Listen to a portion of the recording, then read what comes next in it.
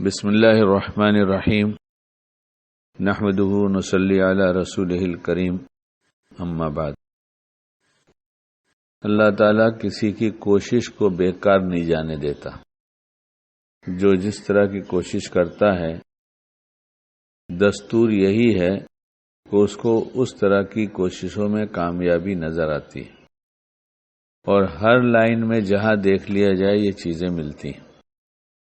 بچہ چھوٹا جو ہوتا ہے وہ ہر وقت جب تک اس کی آنکھ کھلی رہتی ہے، جب تک اس کے اندر ایک کوشش ہوتی ہے جستجو کی، جانکاری بڑھانے کی، اور یہ کیا چیز ہے، یہ کیا کام ہو رہا ہے، یہ کیا بات ہو رہی ہے، یہ کون لوگ ہیں، یہ کیسی چیز ہے، یہ سب اس کے دل و دماغ میں گھومتی رہتی ہے۔ نہ وہ سمجھ سکتا ہے نہ سمجھا سکتا ہے، لیکن کچھ ہی دنوں کے بعد اس کے بولنے سے اندازہ لگتا ہے کہ یہ اتنا سمجھ چکا ہے۔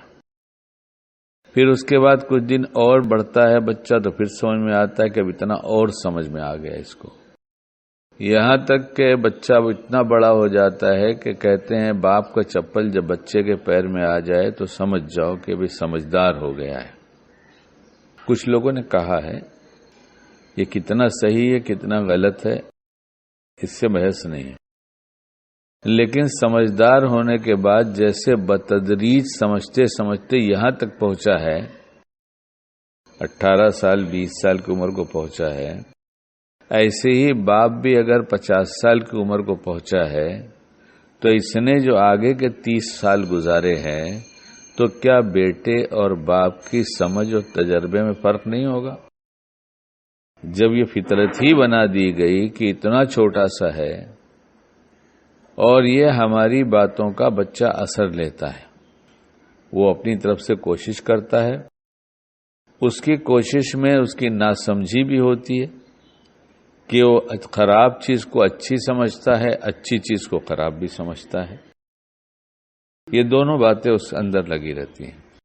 اب یہ سمجھدار ہونے سے پہلے جب جس دن ہم سمجھدار کہہ رہے ہیں اس سے پہلے بچپن میں ہی جب وہ چھوٹا تھا اور چھوٹا ہے تبھی سے اس کو یہ سمجھ کر کہ میرا بچہ بات سمجھتا ہے، اس کو ابھی سے سمجھانا چاہیے۔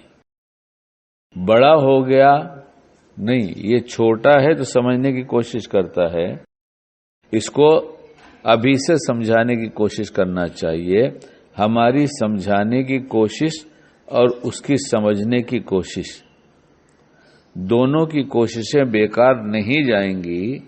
ایک دن وہ رنگ نظر آئے گا جو کوشش کر کے چڑھایا گیا تھا۔ اس لیے اپنے بچوں پر محنت کرنی چاہیے اور ان کو اچھی اچھی باتیں سکھانا چاہیے، اور انہیں ایک بات خاص طور سے سمجھانا چاہیے، ہم مسلمان ہیں، ہم مسلمان ہیں، اور مسلمان کبھی جھوٹ نہیں بولتا۔ مسلمان کبھی، یہ بہت سمجھانے کی بات ہے، یہ کوئی معمولی بات نہیں۔ شیخ عبد القادر جیلانی رحمۃ اللہ علیہ کا واقعہ ہے نا، وہ ڈاکو والا، تو ایک بچے کے سچ بولنے کی وجہ سے ڈاکوؤں نے توبہ کر لیا، اور جب ہم اپنے بچوں کو سچ سکھائیں گے تو اس کی برکت سے ہم بھی سچی توبہ کریں گے، اور اس کی وجہ سے نہ جانے کتنے توبہ کر لیں گے۔ اس لیے بچوں پر کوشش کرنی چاہیے کہ انہیں یہ بات ان کے اندر پختہ کر دی جائے۔ یہاں مولانا ضیاء صاحب پڑھاتے تھے تو چھوٹے بچے جتنے تھے ان کو دعائیں سکھاتے تھے کہ صبح میں پڑھنا، بچے بھول جاتے تھے، پوچھتے تھے تو کبھی ڈانٹتے نہیں تھے، کہنے شیطان نے بھلا دیا اب پڑھ لو۔ دھیرے دھیرے سارے بچے سچ بولنے لگے۔ سچ بہت اہمیت رکھتا ہے، اس کی ہم کوشش بہت کم کرتے ہیں کہ ہم اپنے بچوں کو سچا بنائیں۔ اللہ ہمیں ہر بھلے عمل کے وجود میں لانے کی کوشش کرے، ہمیں بھی باعمل بنائے، ہماری نسلوں کو بنائے۔